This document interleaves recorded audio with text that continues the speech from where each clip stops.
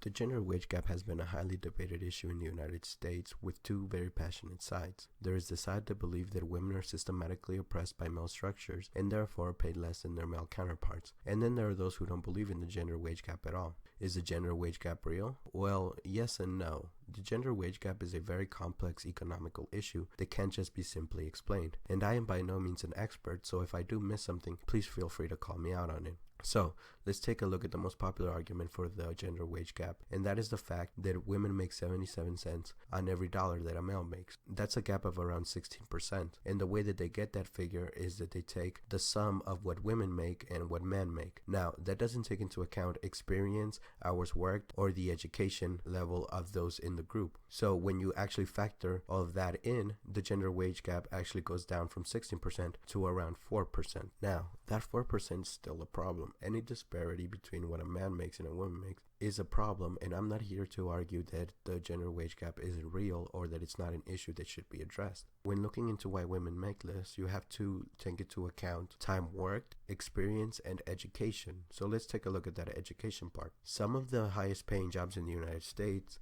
fall within STEM. STEM stands for science, technology, engineering, and mathematics. So those are your engineering jobs and those are your technology development jobs, which are higher paying jobs. And unfortunately, only 27% of undergraduate STEM degrees are gained by women.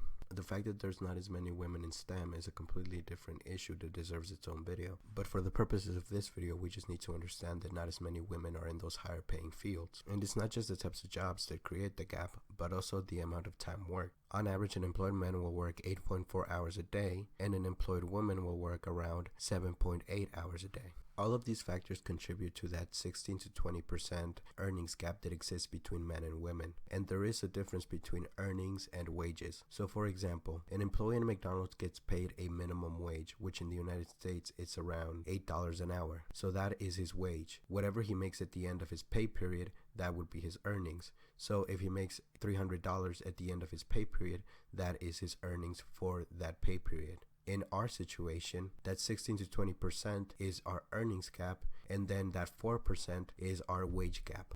Our earnings gap can be explained by all the factors explained in this video. So education, time worked, and experience. The 4% remains unexplained. So we can safely assume that that 4% wage gap exists because of direct discrimination. Like I said, this is a very complex issue and different economists will come up with different numbers. So if you're interested, I encourage you to do your own research and make up your own mind based on that. But what most economists do agree on is that there is a wage gap, but it's not as high as 16 to 20% as most people would lead you to believe.